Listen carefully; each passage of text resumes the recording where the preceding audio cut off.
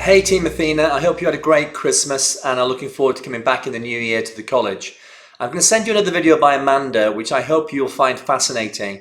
It's about something which I love, which is personality traits and type, and it gives us a better understanding of ourselves. But what I want you to also do is start to think about the team that you are with and try to plot them, certainly in the different colours, the different elements of the profile that you're going to go through with Amanda. What I'd also like you to do is think about the family or friends you are with at this moment in time and do the same kind of profile.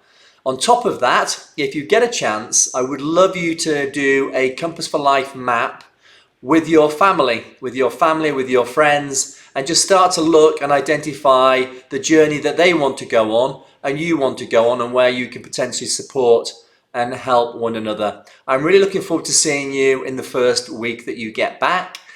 Take care and have a great final few days.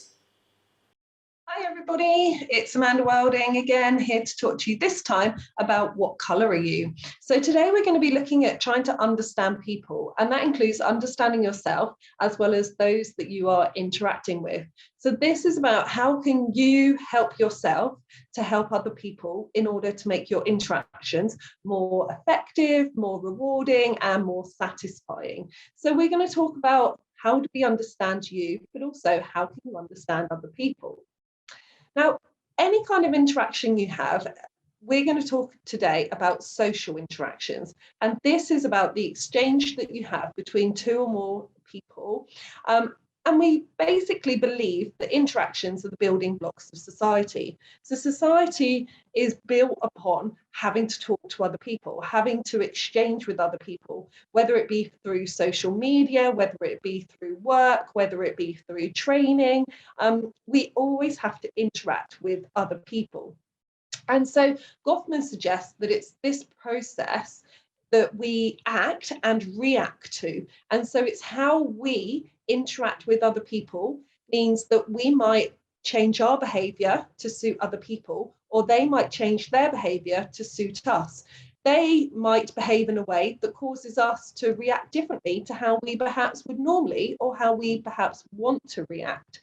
So social interaction can be really complex because it's based on relationships, whether that's formalized relationships, whether that's fleeting moments.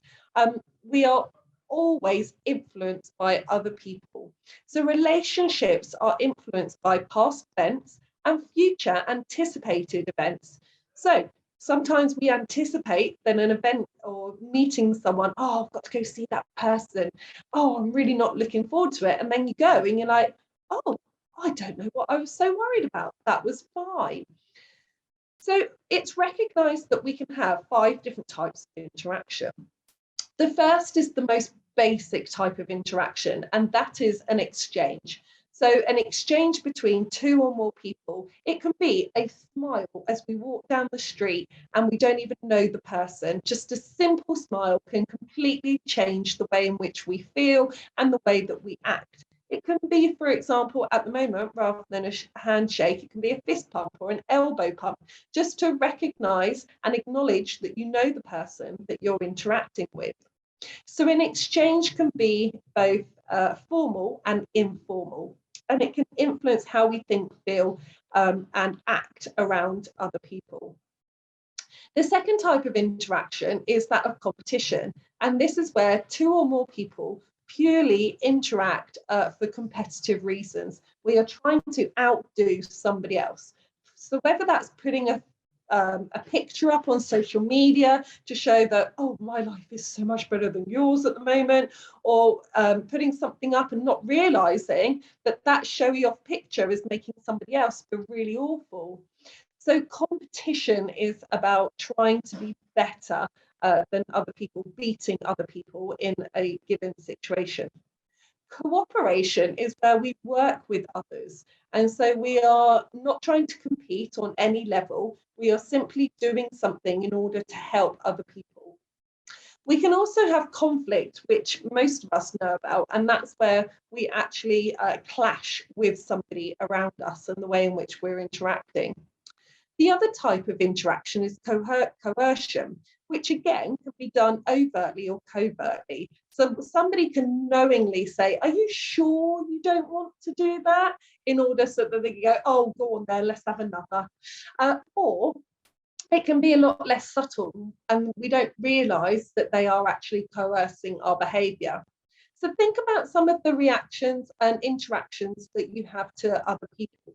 Which ones are positive? Which ones are negative? Which ones are fueling you in a positive way? Which ones are knocking down that wall of resilience that we spoke about in the last video snip? So what do we know then? What do we know about these social interactions? What do we know about how we interact and why we interact with other people? So did you know it takes about 1 second to judge other people? If we change behaviours, we can change our behaviours to be effective with others. Not manipulation, but it's called behaviour agility. So sometimes we knowingly change our behaviours so that we can be more comfortable in a situation. We can knowingly change our behaviour so that, for example, we're more successful in what we're doing. We can change our behaviour maybe because we know that the person we're going to go see knocks our confidence a little bit, so we have to put on our wall of resilience and our armour, and we have to be a little bit stronger. So we prepare ourselves for what they might say and do. We also then, we can think rationally about judgments. So sometimes we're like, oh, why do they say these things that annoy us? Or other times we might think, well, actually, I know that they don't mean it. They just don't know that that's hurtful. So we can use colours to help adapt our behaviours. And it's these colours that I'm going to introduce to you in a second. But before we do that, we're going to have a look at this behaviour agility and think about how we can rationally judge our behaviour and how that interacts with other people. So what we're talking about here is profiling. Many people will often refer to it as what we call personality profile, but personality isn't a tangible thing. We watch somebody's behaviour, we watch the way in which they talk, the way in which they interact, and we make judgments about their personality. So we're not assessing personality, we're actually assessing behaviour preferences, the normal way in which somebody will behave. And that's because our behaviour is driven by our personality, but it's the behaviour that we see, not the personality. So then we have to think, how does our behaviour impact upon ourselves and others? How do other people's behaviour impact upon us? What is the conscious behaviour and what is the unconscious behaviour? What conscious bias and unconscious bias do we have? So if we see someone acting in a particular way and make a judgment about what personality they might have, for example. So we have this thing that's about increasing our self-awareness. And when I say this thing, it's often referred to as a model. And it's Hollander's model of personality. And it's often likened to the layers of an apple. So what are our layers of behaviour? Well, like an apple, the model suggests that we all have a core. And the core is the true us. It's hidden inside of us. It's right in the depths, in the centre. And it's who we are, our values, our beliefs, why we behave certain ways that we do. It's all about who we are at the centre of us. We then might have the fleshy bit, okay? And this is known as our typical responses. So this would be the normal way in which we react to something. So if you have a phobia and you see that thing you are scared of, your typical response might well be to scream. The typical response might be to jump out of the way. The typical response might be to close our eyes and cover them. So the typical response is the normal way in which we will behave. But then we have the outer skin, okay? And this is about what do we see first? What do we interpret first? So this is the bit that we're making an assumption about. So this is our role-related behaviour. And our role-related behaviour is the behaviour agility bit. So remember we said about changing the way in which we behave. This is the role-related behaviour. So let's have a think about this. Think about when you're with perhaps family. Do you behave differently around your family than you do perhaps around friends? Do you behave differently when you're in a work situation compared to when you're with family and friends? So the role-related behaviour is about recognising the environment that we're in, and then we subtly change our behaviours to suit that. Now that could be from changing the way in which we do our hair. It could be changing makeup. It can be changing our clothes, for example. So we change things about us to suit the environment in which we're going to. We also change our behaviour. So we might change the way in which we speak. So we might swear more or we might swear less. We might talk about different subjects with certain different groups, for example. So it's about understanding why people perhaps behave the way they do, which can be driven by our core, which can be driven and influence our typical responses, and then the bit that we can change. So there might be some things that we are not willing to change. There might be some things that we are not willing to compromise. We will not steal. There might be things in the role-related behaviour that we're more than happy to change. So we're more than happy to wear a different uniform when we're in one environment compared to another because it's, for example, more appropriate. So think about the context that you're in and think about what would my core behaviours be? What are my typical responses? Are they typical responses that I'm happy with? Or do I feel like I would like to retrain my typical responses to be slightly different? Are you in a context where you're very behaviourally agile? So you're in a role-related behaviour where you can change things quickly and easily. Now, how does all of this help us in our day-to-day interactions with other people? What we're going to take a few minutes to look at is your colour. Now, your colour is all about your behaviour style. So what we have found is that there's a number of different ways in which people try to understand personality and behaviour, but this one we tend to use quite a lot within sport. And that's because it's relatively simple, but has been endorsed by the research as being true to try and understand people's behaviour and therefore help the way in which we interact with other people.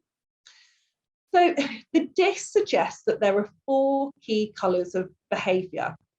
Red is known as the dominant behaviour style, and this is where people can be very competitive. They like to win. These are the people that will always be first to talk in a social group. These are the people that are very outgoing and they often say, I am me. So these people are very much doers. They will jump in with 2 feet and crack on. We then also know that they can therefore be quite dominating. And to some people, they can be quite intimidating because they always seem confident. They always seem to drive the conversation.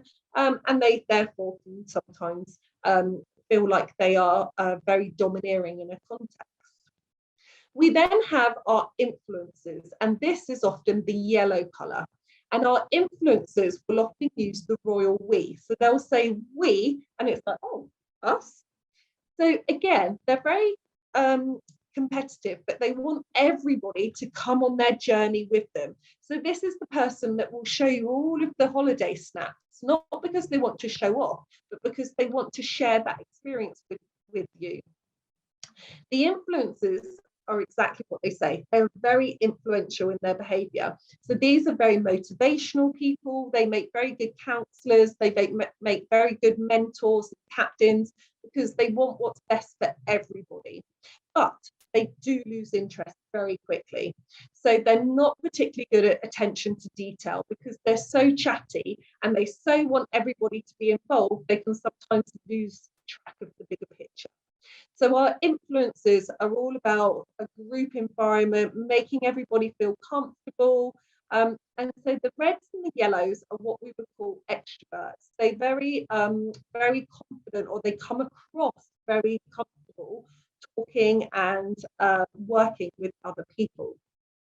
We then have 2 colours that are a little bit more introverted. And so first off, we have the greens, who are also known as steadiness. And these are the people that will keep the boat going. They do not rock the boat. They are very steady in what they do. So you can give them a task and they will do it and do it and do it. And they will do it over and over again. So they like to know where they stand. They like to be in a quiet, often place where they're quite happy to work alone. They're quite happy in their own company. They don't like conflict. And so they are very reliable. We then have the blues, and the blues are what we call compliant. And so the blues like systematic, logical instructions. So this is the person that if we're given a task to do, they'll work out the best way to do the task and then they will work through it. Red will just jump in and work it out as they go. Yellows will never finish the task because they're talking too much. Greens like to be told what to do. So the blues will say, do this, and the greens will just crack on. So the blues can sometimes come across as if they're red, but not because they want to win, but because they want to do it and they want to do it to the best of their ability. So they're very logical, systematic, and they like to do things properly. So they can be very much a perfectionist. So understanding these colours can help us understand why people behave the way they do. So let's have a look at how we can define these colours then.